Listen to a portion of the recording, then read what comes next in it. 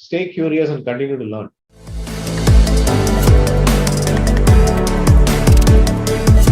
How would you tell mid-career managers, hoping to become CXOs at that level, how should they be managing their careers? What should they be doing? I think there's, first of all, I don't know there's any one magic formula. I think all of us, if you talk to 10 people, you'll get 10 answers as to how careers happen. First of all, I think it's not something, yes, I think it's good to be aspirational. It's good to have an ambition, but it really starts with a set of building blocks and how are you setting yourself up for progression in your career? Will you hit the peak? At what point you hit the peak? Do you get to the top of the thing? It all depends on, some of it is luck.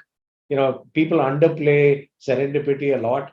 I'm a believer that sometimes luck has a role to play in some of these things, right? You may be in the right place, right time, right support system that actually catapults you to the next level. It's happened to me as well, right? I mean, I told you about my, my experience of, by the time I moved to India, I had already been working for about 17 years. But the 3 years that I worked with Ravi and Microsoft India were transformational for somebody with 17 years of work experience. If I look back, that is one of those avenues, where I kind of shift, or you say orbit shifting. It shifted me from one orbit to the next, from a mentality perspective, from a preparatory perspective, and various other things, right? So I think there's those opportunities. That's luck. I mean, I didn't come in thinking that will happen, but it did happen. So I think the way I would think about this for people is to say, look, there are a few things that you have to be ready to do, right? You have to be ready to open yourself up for new experiences and take some risks, right? If you're a mid-career and if you're doing the more and more of the same, it's probably not going to help very much. If you really are looking to shift orbit, you're trying to catapult yourself to the next level, you have to do a set of things. One, like I said, take risks. Open yourself up, look for those opportunities. It may not be that you have to shift out of your job, but there may be side things that you can pick up, you volunteer for within the organization that actually helps. In every organization, there's probably a set of strategic initiatives that are being thought through by the senior management. If you can be part of some of those, it gives you two things. One, it gives you enough visibility beyond your network, right? Beyond your immediate network. The second thing it does is it opens you up for a set of dialogues and a set of experiences, which you will not likely get in your day job, right? So I think that's one. So be open for that. Second, if an opportunity presents itself, and if it's moderately okay, it's worth going for it, go for it, okay? Even if it is away from your core experience. And I think people tend to play it very safe, particularly in the mid stages of their career, because there is fear, right?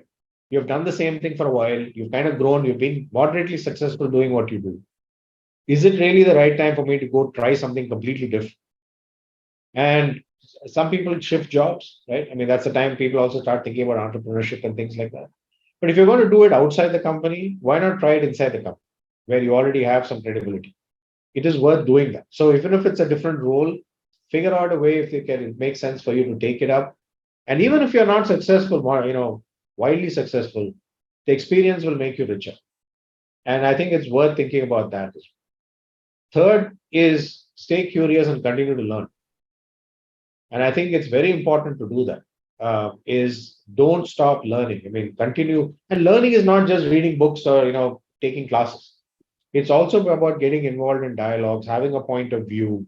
If you're in the tech business, the world is changing every day. So do you have a strong enough point of view on emerging technologies?